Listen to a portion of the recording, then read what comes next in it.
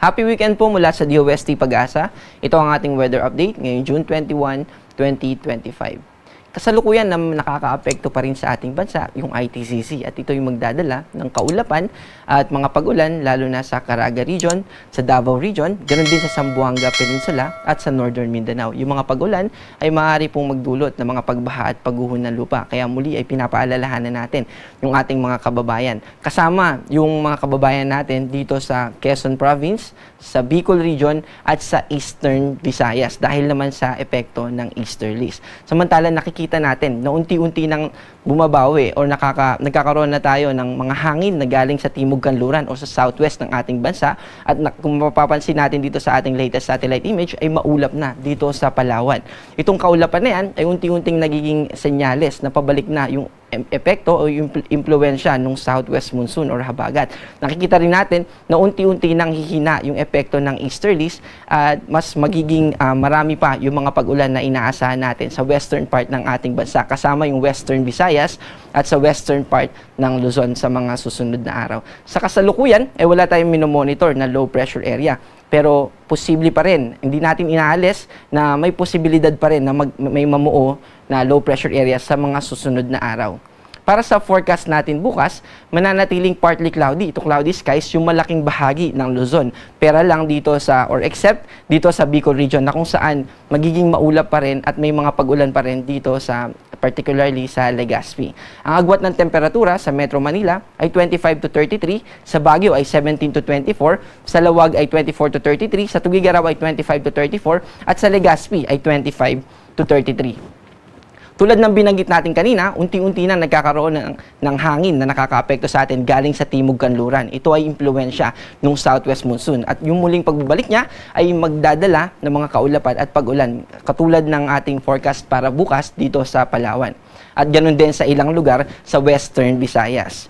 Bukod pa dito sa mga pag-ulan sa Palawan ay inaasahan din natin na may mga pag-ulan pa rin dito sa ilang lugar sa Mindanao. Pero sa natitirang bahagi ng ating bansa, dito sa ilang bahagi ng Visayas at Mindanao, ang mga magpapaulan sa atin ay yung tinatawag natin na localized thunderstorm. Agwat ng temperatura dito sa Puerto Princesa ay 25 to 32, sa Cebu ay 24 to 32, sa Cagayan de Oro ay 24 to 32, at sa Davao ay 25 to 33.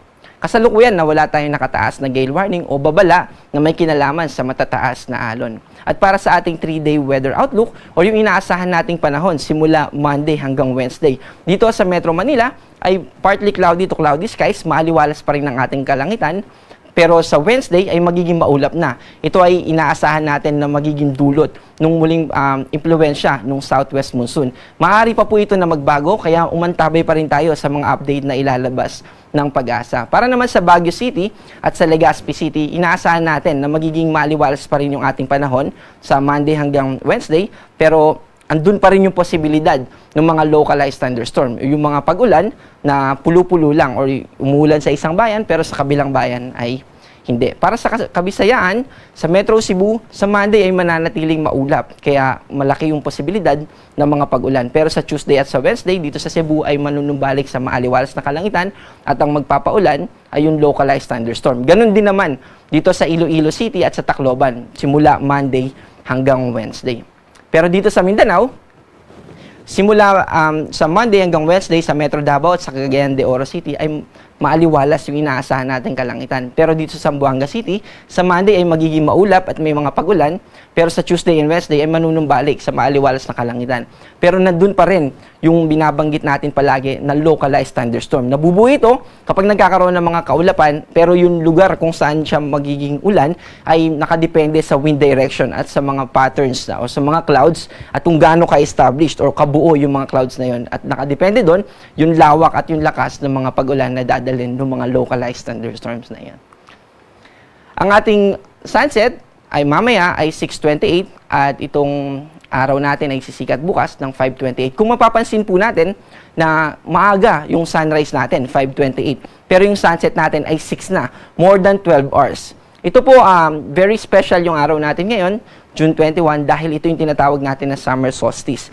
Yung summer solstice po, ito yung time of the year na kung saan mas mahaba yung daytime kaysa sa nighttime. At yung daytime natin ngayong June 21 ay 13 hours and 1 minute. Ito po ay nangyayari, kung maalala po natin, yung Earth ay umiikot sa sarili niyang axis at yun po yung nagbibigay sa atin nung daytime and nighttime. Pero habang umiikot ito sa sarili niyang axis, nagre-revolve din siya sa araw.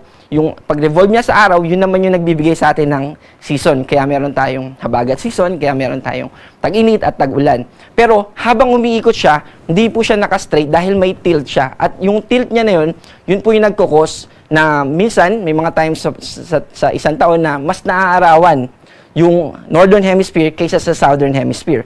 At ngayon pong June 21 ay mas naaarawan yung Northern Hemisphere o kung nasaan po yung Pilipinas. Kaya mas mahaba yung daytime natin ngayon kaysa sa nighttime. Kaya maaari nating i-enjoy yung mas mahabang araw sa buwan na ito, specifically sa araw na ito hanggang sa mga susunod na araw. At kung mayroon tayong mga daytime activity ay ma-enjoy natin ito ng mas mahaba kaysa sa ibang araw sa taon na ito.